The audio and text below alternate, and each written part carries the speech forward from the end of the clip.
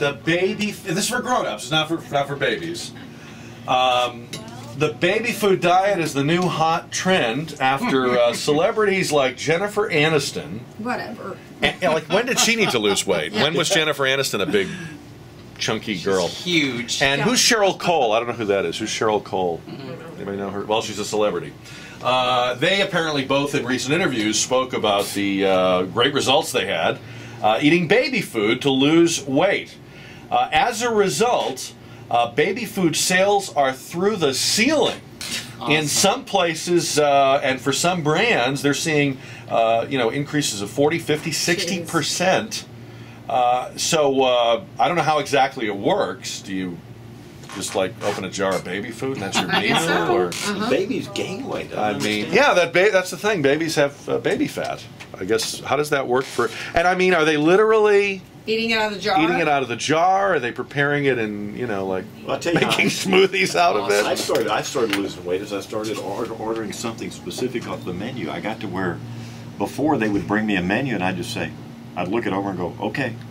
Then you get everything. Yeah. Very good. So that's Jimmy's suggestion: one entree per meal. But now the other part of this is: will babies be going hungry because of this diet?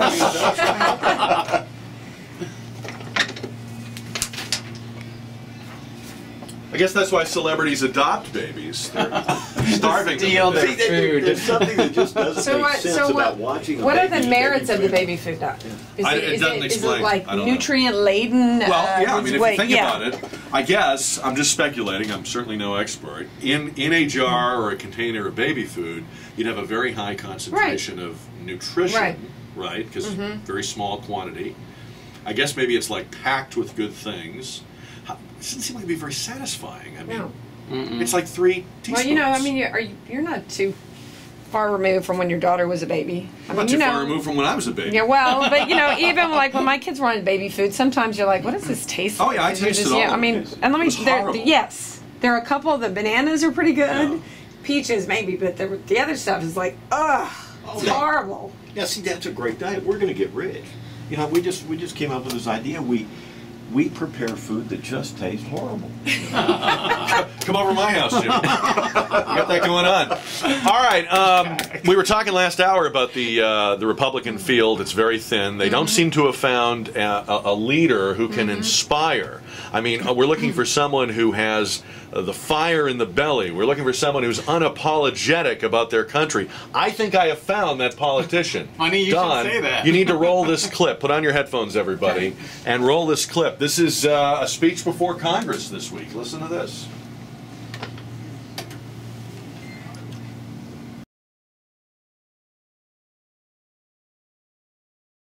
I think he would be running very strong right now in the Republican field. Can we nominate him? Oh, man. Can we find his birth certificate? He was born in Kenya, though. I don't know. I'm telling you. That guy sounds like a guy I would vote for. You know, Netanyahu spoke at Cornerstone Church. That's right. On several occasions. Right. He is just. Were you there for He's a remarkable. One time, he's a remarkable speaker. Just an unbelievable guy. And besides that, he's brilliant. So, well, then we have no chance with him. All right.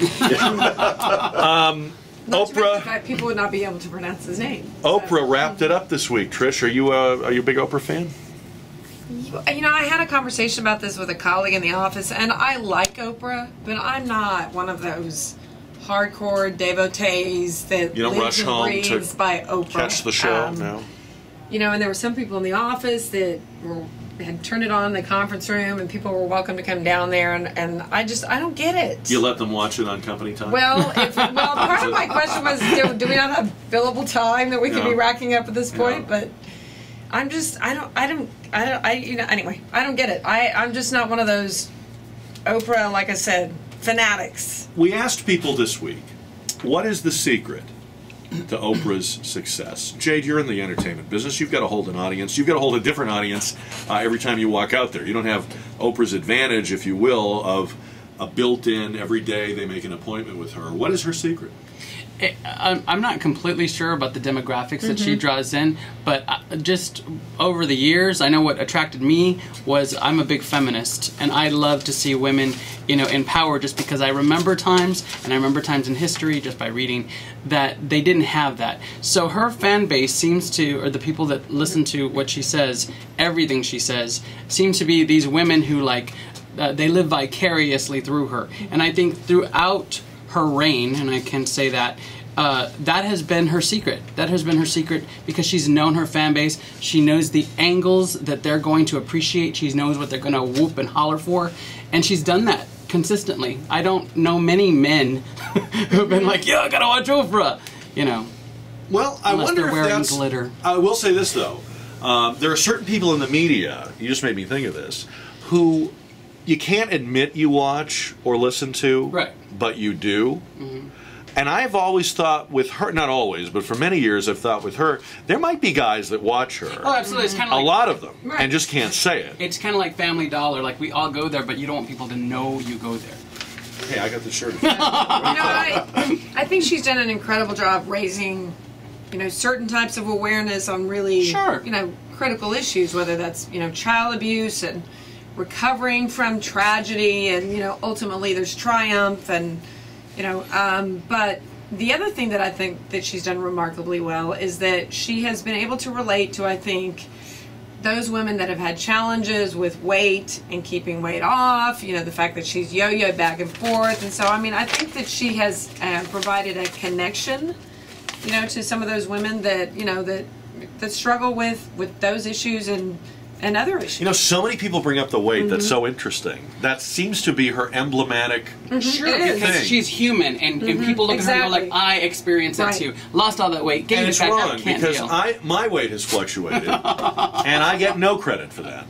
But seriously, I wonder if there's a secret in her success that other people on television are missing when in their quest to look perfect and seem perfect and have the perfect life. And you know that Kathy Lee Gifford was always going on and on about those perfect children. And, I mean, she's still going on with what are they, 30 now? Her kids must be like 30. I mean, maybe this is what people want. They want, you know, this is the ultimate reality. Her imperfection is her success. Exactly. Yeah, that's what I'm saying. Totally agree. Can I espouse an opinion if I've never seen the show, or at least don't want to admit it? That's never stopped you before, Jim. Because I think, I really think we've hit the nail on the head. I think that not really understanding the show, not having seen it, I have this feeling that we as Americans, as a people, seem to really enjoy, and we are enamored with very successful people who are also self-deprecating and are down home enough to admit that they have the same problems that we do. And she seems to do that. Other than the other hosts that we see that try to always put the best foot forward, she's willing to admit her failings. She's self-deprecating. She acts as if she's one of us. She does. But I haven't seen it. If you look at somebody in comparison to like a Kelly Ripa, he probably is about this big around, and I know Kelly Ripa's, you know, great and enjoy her or whatever, but I don't know that she's relatable like Oprah, because you can't achieve that without personal trainer, a dietitian, a chef. Although ironically, Oprah has all right, exactly. Right, but like what comes to mind for me is like she'll go back and she'll say she'll show a clip and she'll make fun of her green contacts from the '80s. She'll go. I remember the time that she came in with a wagon. Do you remember that? Yeah. Everybody mentions the fat that she lost. I mean, who does wagon. That? What vain person does that? It's. Well, all right. Oprah herself tried to explain on her final show the secret of her success. Pull on your headphones, and I've listened to this now a number of times. I think I've figured this out. This is, Don, play the clip. This is Oprah explaining how it all worked.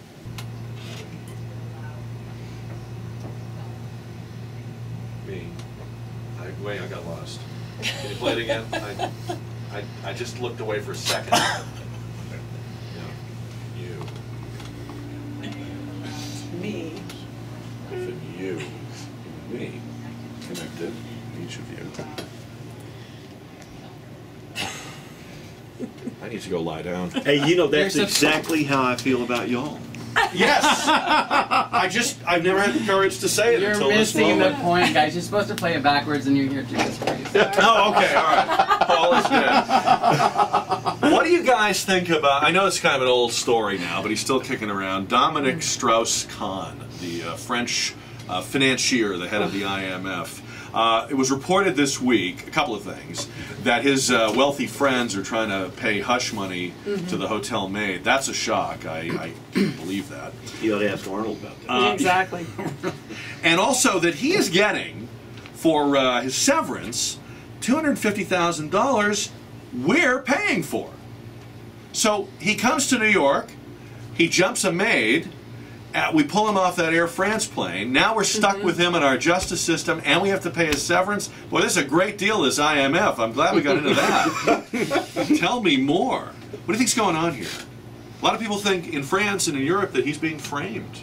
It very well could be. I mean, from a personal standpoint, I think it's done a lot to upset our economy because we've got problems in Central Europe and places like Greece, and this is supposed to be the guy that's saving us. This is supposed to be the guy coming up with the policies that protect us, and instead he's trying to make bond and prepare his defense.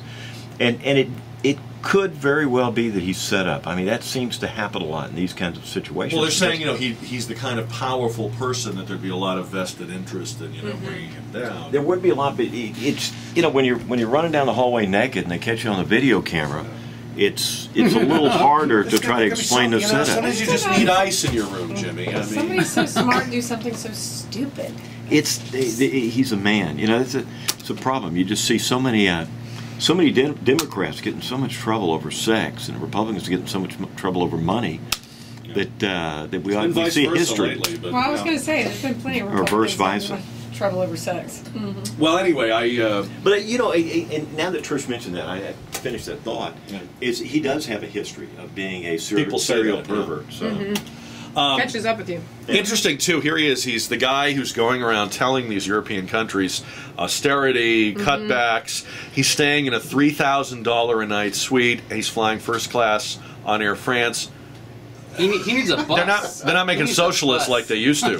This guy should be on a bus, Jade. You're right. And you know what? He needs to climb on board Sarah's bus. And Jack, I always think, I mean, this is not, I don't want to sound like a misogynist, especially after Jade's comment about how much he cares about women. But frankly, I've always thought that if money grew on trees, women would date monkeys. And so I'm thinking I'm looking at this guy. Say that they don't. If you've got this kind of Trish, money, you can't let that go. If you've got this kind of money, why would you have to chase a maid down the hallway naked? Now, I'm surprised you would ask that because you deal in the seamy side of life. You really more than I do. Yeah. Surely you know that for guys like this, I don't know if he's one of them or not.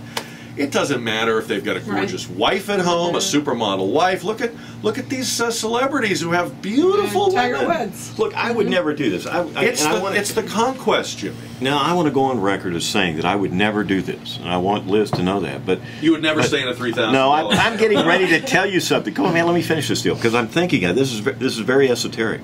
I would never take and lick a $100 bill and put it on the front of my forehead to try to meet a girl in a topless bar, but I bet you could do that. Yeah, exactly. And so I'm thinking, why would you give up everything to chase the maid down the hallway when there are girls that want to do lap dances for you for $20? See, doesn't make sense. I stay in hotels where you have to make your own bed, and this issue never comes up. But you get a discount. Right? There's no concern. You park your own car, make your own bed. All right, we're back with the lightning round of Gang of Four. It's 11:22. Karen's in the newsroom.